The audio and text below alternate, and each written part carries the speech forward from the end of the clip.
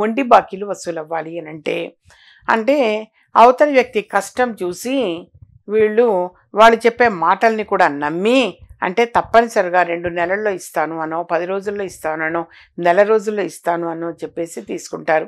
వీళ్ళు కూడా సరే పోనీలే మన దగ్గర ఉండే కంటే వాళ్ళ దగ్గర ఉంటే ఒక అవసరం నా తీరుతుంది, మళ్ళీ వెంటనే ఇస్తారు కదా అన్న బ్రాడ్ మైండ్తో ఇస్తారు. సరే తీసుకున్న తర్వాత ఇక అవతల వాళ్ళు చుక్కలు చూపిస్తుంటారు.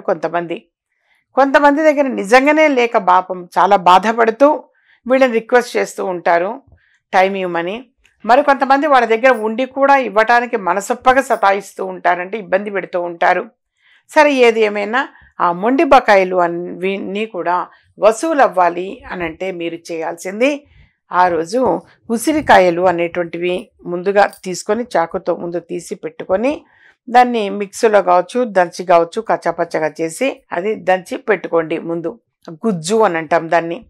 ఆ గుజ్జుని పూజా ప్రాసెస్ అంతా కంప్లీట్ అయిన తర్వాత మహాలక్ష్మికి అలాగే శ్రీ మహావిష్ణువుకి కలిపి నైవేద్యం పెట్టండి. నైవేద్యం పెట్టి మీరు అది ప్రసాదంగా స్వీకరించండి. మరికొంతమందికి ఎవరికైనా మినిమం ఒక 5గురికైనా కొంచెం ప్రసాదంగా ఇవ్వండి.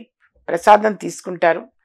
అయితే ఇక్కడ విశేషం ఏమిటయ్యా అంటే ఉసిరికాయ గుజ్జు అనేటువంటిది మాత్రమే పెట్టేది. మళ్ళీ అందులో ఏమైనా కలపాలా అమ్మ సందేహం ఏమొద్దు, ఓన్లీ ఉసిరికాయ గుజ్జే. అది నైవేద్యం పెట్టి ప్రసాదంగా తీసుకోండి.